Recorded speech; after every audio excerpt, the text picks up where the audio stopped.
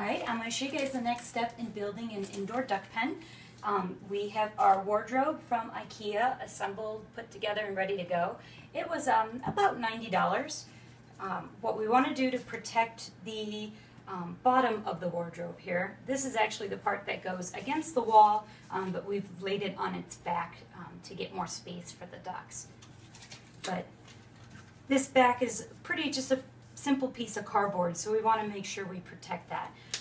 We just use cheap peel and stick tiles. These are about 30 cents a piece from Home Depot. They're pretty easy to use. I don't really have a lot of experience in flooring, but I find them not too difficult.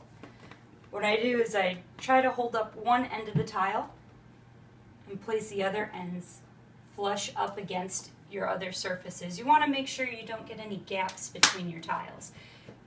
When you're pushing it in, I recommend only just pushing right on the side, because if you press too hard, you stick too much to the tile, it will rip when you try to reposition it.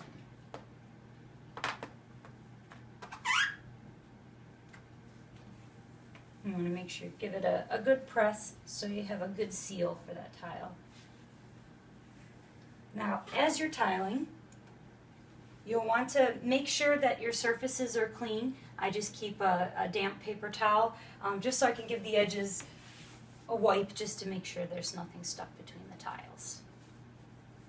If you have long hair, I recommend you put it in a ponytail just to keep the tiles from sticking to your hair and also to hold your hair back so any potential hair fall doesn't end up stuck between the tiles.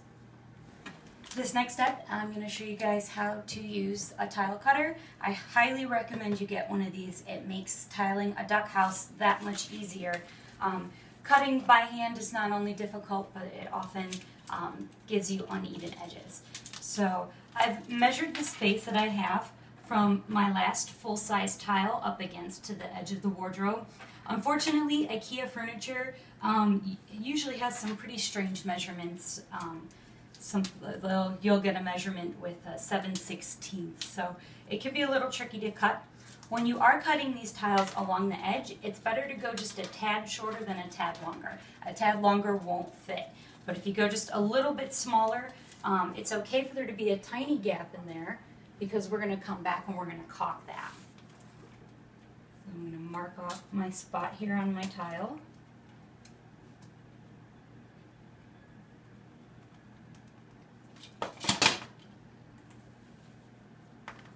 And the tile cutter essentially works like a paper cutter.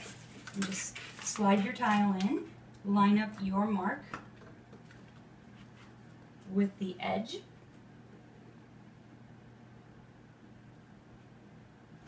and then you want to make sure you press it flat up against the back ruler part of the tile cutter, just to make sure then you get a nice parallel cut. And then you just press down. Then you'll have your edge ready to go. And just like with all the other tiles, make sure that the surface is clean, doesn't have any dust or debris on it. Just like with the other tiles, I recommend you get it into the corner first. These ones can be a little bit trickier to put in.